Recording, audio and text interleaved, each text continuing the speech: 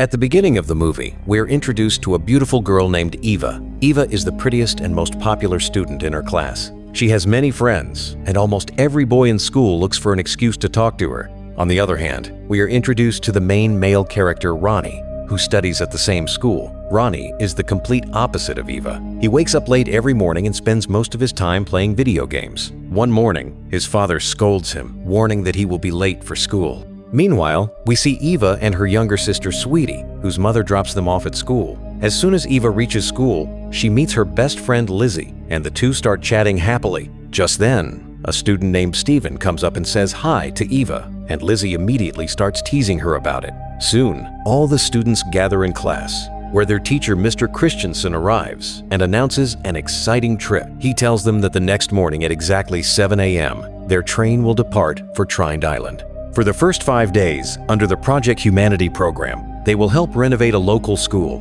During the last 3 days, they will explore the beauty of the island and enjoy themselves. Hearing this, all the students get extremely excited. During lunchtime, Lizzie tells her friends that Steven had said hi to Eva in the morning. She then makes a playful plan, saying that since they have an entire week on the trip, she will work her magic and let Steven and Eva have some romantic moments. However, Eva stops her and says they should focus on the trip instead of such things. At that moment, Eva notices Ronnie, who is cutting an apple with a knife. One of their friends, Helen, mentions that she and Ronnie studied together in primary school and that he isn't a bad guy, but Lizzie immediately disagrees. Soon after, another teacher, Miss Kleiser, notices Ronnie and scolds him for bringing a knife to school. She takes him straight to the principal's office. Seeing this, Lizzie comments that when the hot guy Steven is flirting with Eva, she should stay away from boys like Ronnie, whom she describes as a rich brat. The next day, Eva gets ready for the trip and thanks her parents for allowing her to go. Meanwhile,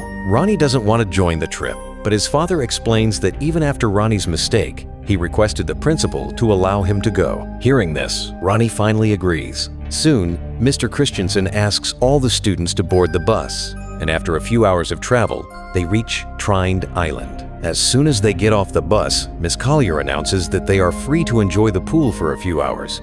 However, everyone must return before dinner because the real program will start the next day. Eva and her friends head to the school area to have fun, where Steven is also present. Everyone is enjoying themselves, but Ronnie stands alone on the balcony, silently watching them. The next day, all the students begin working together on the school renovation project. Suddenly, Ronnie climbs up onto the roof, and Mr. Christensen orders him to come down immediately. Seeing this, Steven gets irritated and tells Eva that Ronnie will ruin the entire trip. Later that evening, Lizzie excitedly informs Eva that Steven has invited them to a local party on a boat. Eva initially refuses, but due to her friends insisting, she finally agrees.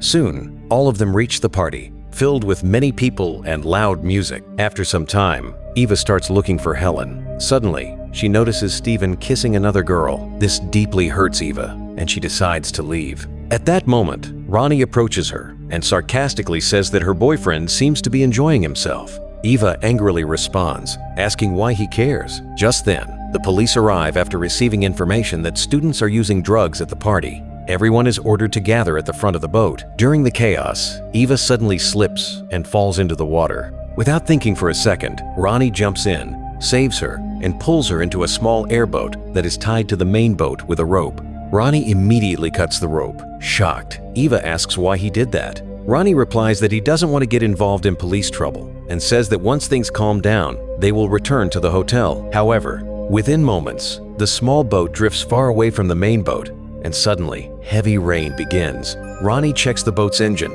only to realize that there is no motor at all. At the same time, a massive wave moves toward them. Terrified, both of them tightly hold on to the boat. The next morning, back at the hotel, everyone looks worried and disappointed. Because of the previous night's party incident, Mr. Christensen announces that the trip has been canceled.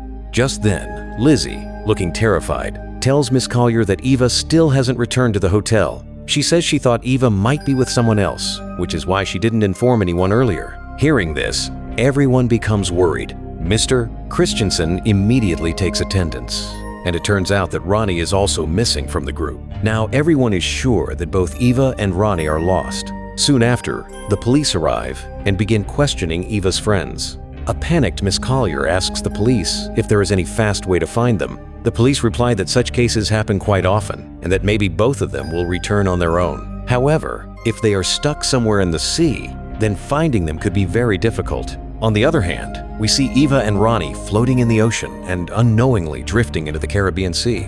Ronnie's phone has been damaged by water, so he asks for Eva's phone, but there is no network on it either. Eva nervously says that they should have followed the party boat. Ronnie tries to calm her down and says that someone will definitely find them. At that moment, Eva notices an island at a distance. Ronnie immediately turns the boat in that direction, and after a lot of struggle, both of them somehow manage to reach the island. As soon as they get there, Eva checks her phone again, but there is still no signal. Ronnie finds a flare gun inside the boat and keeps it safely with him. Hoping to find a hotel or some people, both of them move forward into the island. But soon, they realize that the island is completely deserted. Meanwhile, Eva's and Ronnie's parents receive the news. Panicked, they immediately reach the school and start questioning the principal, but he has no clear answers. Left with no choice, they decide to travel to Trined Island themselves. Back on the island, Eva and Ronnie walk deep into the jungle, and after a long distance, they come across a beautiful waterfall. Excited, Ronnie suggests taking photos, but Eva gets upset. She says that they are stuck there, yet he seems to be enjoying himself. She adds that she needed good grades from this trip, but now everything is ruined. Continuing their walk, they reach the other side of the island, but still find no path and no people. Completely exhausted, they decide to return to the boat. However, when they reach back, they realize that the boat has been swept away by ocean waves, and only a life jacket is left behind. As the sun slowly sets, evening arrives, and both of them are completely drained. Ronnie lights a fire, and they decide to stay there for the night. Eva has some food in her bag, which they eat while talking about how their parents will probably find them by the next day. As Eva starts feeling cold, Ronnie gives her his shirt.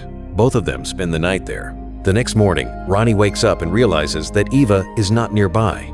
While searching for her, he sees Eva on the beach, writing SOS on the sand. When Ronnie asks her what she's doing, she replies that she's trying to survive and that they also need to find drinking water. But before that, Ronnie goes swimming in the sea, while Eva quietly watches him. Back at the hotel, Mr. Christensen informs Eva's and Ronnie's parents that the police are searching the sea and nearby shores. A small boat has also been found, which might belong to them. Jack suggests sending a private rescue team if the police are taking too long, but Mr. Christensen insists that the police are doing their best and hopes the children will be found soon. On the island, Eva is filling containers with drinking water when she suddenly feels something strange, as if someone is watching her. Frightened, she quickly returns.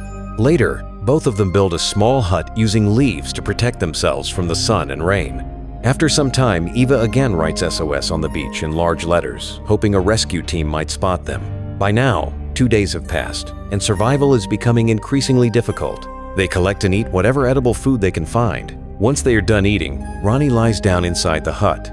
Eva watches him and silently lies down beside him. Suddenly, Ronnie turns toward her in his sleep, and his hand moves over her. She doesn't feel uncomfortable and quietly falls asleep. The next morning, Eva is bathing at the waterfall when Ronnie comes there asking for sunscreen. Eva tells him to go to the other side, saying she is bathing. She reminds him that he was supposed to stand guard because she feels there might be someone else on the island besides them. Meanwhile, back at the hotel, Eva's mother is completely shattered. News reports announce that Eva and Ronnie's disappearance has now become an official case, and after 5 days, the police have started searching for their bodies. Eva's father prepares to return home because Sweetie is alone at home. The next morning, Jack and Barbara set out in a helicopter to search for their children. Meanwhile, on the island, the day slowly begins to fade into evening. Feeling emotional, Eva says, "I miss home so much. Our parents must be really worried about us." Just then, Ronnie notices a human skull hidden beneath some leaves.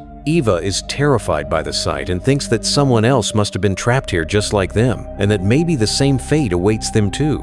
Ronnie calms her down, saying that it could have belonged to a fisherman or a smuggler. He reminds her that their parents are searching for them and that they are not alone. If they stay together, they will definitely return home one day. The honesty and warmth in Ronnie's words touch Eva deeply, and she moves closer to him. Ronnie gently kisses Eva, and a romantic moment is created between them. The next morning, Eva wakes up and realizes that Ronnie is not there. Panicking, she calls out to him, but there is no response. Frightened, she walks toward the jungle and finally finds Ronnie digging a pit. Eva doesn't understand what he is doing. Suddenly, she slips and falls, injuring her knee. Ronnie immediately rushes to her, supports her, and carefully treats her wound. After that, they go to bathe at the waterfall, where Ronnie emotionally opens up about his past. He tells Eva that when he was very young, his mother died in a car accident. Eva listens to him attentively, feeling as if she is connecting with his pain for the first time. Soon after, it starts raining. Ronnie begins dancing in the rain, and Eva smiles while watching him. Then both of them dance together in the rain. Ronnie gently places a small flower in Eva's hair, and they kiss again, turning the moment into something truly beautiful. Meanwhile, on a news channel, a report airs stating that 1 month has passed since Eva and Ronnie went missing, and the police have officially declared them dead and stopped the search. However, Barbara and Jack still believe that their children are alive. They continue searching, distributing posters everywhere with Eva's and Ronnie's photos and details. After several days, Jack finally breaks down and says that they have tried everything and should return home. Hearing this, Barbara's eyes fill with tears, and she is forced to go back as well. Back on the island, Ronnie tells Eva about the green flash, a rare phenomenon that appears during sunset. He says his mother once told him about it, but he has never seen it himself. By now, several more weeks have passed on the island, and slowly, they begin to accept this place as their home. Sometimes they swim in the sea. Sometimes they talk inside their hut. They are completely lost in each other, and their love grows deeper with every passing day. Still, somewhere in their hearts, they hope they will return home someday. One day, while collecting fruits in the jungle, Ronnie moves a little ahead to pick some. Suddenly, they hear the sound of an airplane overhead. Both of them immediately run toward an open area. Ronnie quickly searches for the flare gun in Eva's bag, but it's not there. By the time he realizes this, the plane has already flown far away. That's when they begin to suspect that someone else might be on the island, stealing things from their belongings. When hope fades, people are forced to make peace with their circumstances. Ronnie says that maybe they should accept the truth that no one is coming to rescue them. This island is now their home, and they are all each other has. Just then, Ronnie hears the sound of an animal coming from the jungle. Deciding to investigate, he moves toward the noise. Eva becomes worried and follows him. After walking a short distance, Ronnie pushes aside the bushes and is horrified to see a black panther standing right in front of him. He immediately turns and starts running, but suddenly slips and falls to the ground. Moments later, Eva reaches the spot and sees a knife covered in blood in Ronnie's hand. He had killed the panther to save his own life. Now, in a parallel sequence, we are shown that life continues to move forward at its own pace. Eva and Ronnie's parents, along with all their friends, slowly begin to move on with their lives. On the other hand, Eva and Ronnie themselves have also learned how to survive. They hunt for food, live in their hut, and have accepted the jungle as their home. There is no longer any hope of returning, nor any complaints left in their hearts. One day, as they are talking, some objects suddenly start falling from above. Startled, they look up and see a monkey sitting on a tree, throwing their belongings down. In its hand is the same flare gun they had been searching for over many days. Eva cleverly holds up a banana, and tempted by it, the monkey drops the gun. At that exact moment, they hear the sound of a helicopter approaching from above. Both of them immediately run toward an open field. Eva quickly loads the flare gun and fires it into the sky, catching the helicopter's attention. After 3 long months, they are finally rescued from the island.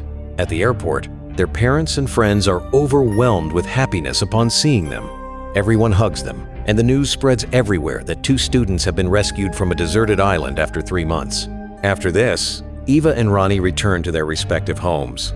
But being apart, they both begin to miss each other deeply. That same night, Ronnie goes to Eva's house, and they talk about how strange it feels to be back home. Ronnie wants to kiss her lovingly, but Eva stops him, saying that her parents keep coming into her room every 10 minutes, so he should leave now. Ronnie understands, but as he is about to go, Eva tells him that her welcome party is tomorrow and that he must come. The next day, everyone gathers at the party. Eva's parents give an emotional speech, thanking God for her safe return. Meanwhile, Ronnie stands alone in a corner. Sweetie comes up to him and asks why he isn't with the others. Ronnie replies that he doesn't like crowds much. During this time, he signals Eva to come outside, but she ignores him. Hurt by this, Ronnie quietly leaves the party. Slowly, life starts returning to normal. Eva becomes very popular, and wherever she goes, students from school surround her, eager to talk to her. Ronnie, however, remains as lonely as ever. Whenever they pass each other, their eyes meet, but no words are exchanged. One day, Eva calls Ronnie, but after thinking for a moment, he doesn't answer the call. Later, Sweetie enters Eva's room and says that after Eva went missing, everyone had lost hope. But now they are all together again and extremely happy to have her back. Eva hugs her and says, "You're the sweetest sister in the world." Together, they decide that they will attend the school prom as a pair. On the night of the prom, Ronnie is sitting at home watching TV when his father tells him that if he decides to go, he can wear his coat. At the party, Eva makes a grand entrance with her sister, and both of them look absolutely beautiful. Then Leslie comes and takes Eva outside, saying she has a surprise for her. As Eva steps outside, she sees Ronnie standing quietly in the rain, wearing his father's coat, waiting just for her. Eva walks up to him, and the two of them share a loving kiss. And with this beautiful and emotional moment, the story comes to an end.